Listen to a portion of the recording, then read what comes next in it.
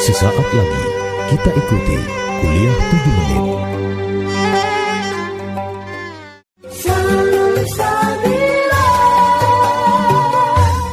Assalamualaikum warahmatullahi wabarakatuh. Bismillahirrahmanirrahim. Alhamdulillahilladzi hadana ala dinil Islam. Wassalatu wassalamu ala sayyidina wa maulana Muhammad wa ala alihi wa ashabi ajmain, amma ba'du. Sahabat salsabila yang dimuliakan Allah, tidak ada iri hati yang diperbolehkan kecuali terhadap dua perkara. Pada dasarnya iri hati dilarang dalam agama, tetapi dalam dua perkara ini diperbolehkan, bahkan dianjurkan, yakni seseorang yang diberi Allah berupa harta lalu dibelanjakannya pada sasaran yang benar, yaitu infak fisabilillah. Itu yang pertama. Dan yang kedua adalah seorang yang diberi Allah berupa ilmu dan kebijaksanaan, orang yang bijaksana, lalu ia mengajarkan dan mengamalkan ilmunya.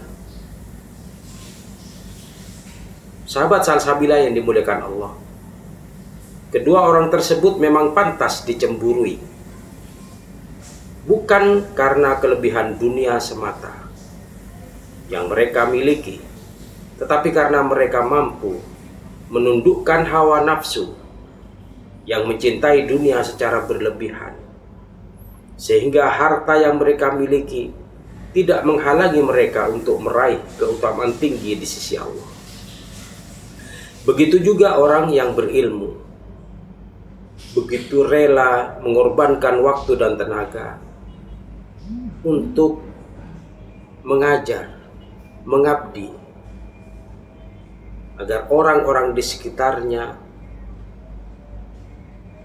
mengerti dan faham tentang ilmu agama. Iri yang diperbolehkan dalam Islam adalah yang dapat memberi motivasi dan dorongan yang positif untuk berlomba dalam kebaikan. Setiap manusia diciptakan dengan berbagai kelebihan dan kekurangan. Yang harus kita lakukan adalah mencari kelebihan kita dan hiduplah dengan kelebihan tersebut, serta mencari kekurangan kita dan menerima kekurangan sebagai bagian dari kehidupan kita.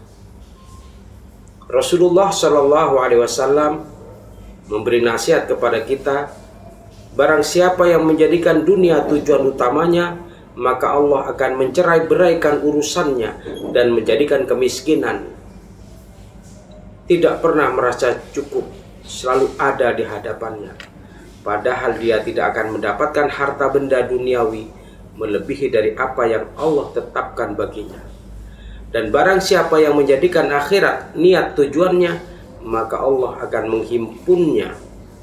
menghimpunkan untuknya urusannya, menjadikan kekayaan, selalu merasa cukup ada dalam hatinya.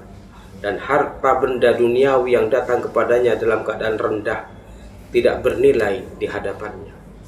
Sahabat salsabila yang dimuliakan Allah, para sahabat dan generasi mulia zaman dahulu bersemangat dan takut terkalahkan dalam segala kebaikan.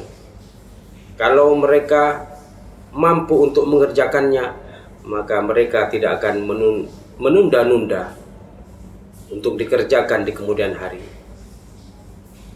Jika engkau berada di sore hari, maka janganlah engkau menunggu datangnya waktu pagi. Dan jika engkau berada di waktu pagi, janganlah menunggu datangnya waktu sore. Karena ada banyak amalan di waktu sore yang tidak diterima jika diamalkan di waktu pagi. Dan ada pula amalan pagi tidak diterima jika diamalkan di waktu sore. Mari menjadikan hari ini dan hari esok lebih baik dari hari-hari sebelumnya. Renungilah perkataan Wahib bin Al-Ward rahimahullah, jika engkau mampu, tidak ada yang bisa mengalahkanmu dalam hal akhirat, maka lakukanlah. Bermalas-malasan dalam berkompetisi untuk mendapatkan kebaikan bagi orang awam itu wajar dan biasa, karena mereka memang tidak tahu. Tetapi yang luar biasa adalah di sisi para penuntut ilmu. Mereka banyak mengetahui kemuliaan-kemuliaan ibadah yang disebut dalam Al-Quran, begitupun dalam hadis-hadis Rasulullah. Tapi mereka sedikit beramal. Harusnya mereka semangat dalam beramal karena ilmu sudah mereka miliki. Sungguh mulia akhlak dua khalifah pertama muslimin, Abu Bakar dan Umar bin Khattab radhiyallahu anhuma. Rasulullah Shallallahu alaihi wasallam bahkan pernah berkata tentang keduanya, di antara umatku yang paling penyayang di antara sesama adalah Abu Bakar. Yang paling tegas dalam mentaati perintah Allah adalah Umar.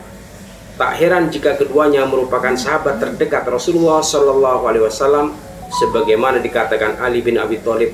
Aku sering mendengar Rasulullah mengatakan, aku datang dengan Abu Bakar dan Umar, aku keluar dengan Abu Bakar dan Umar, aku keluar dengan Abu Bakar dan Umar, dan aku pergi dengan Abu Bakar dan Umar.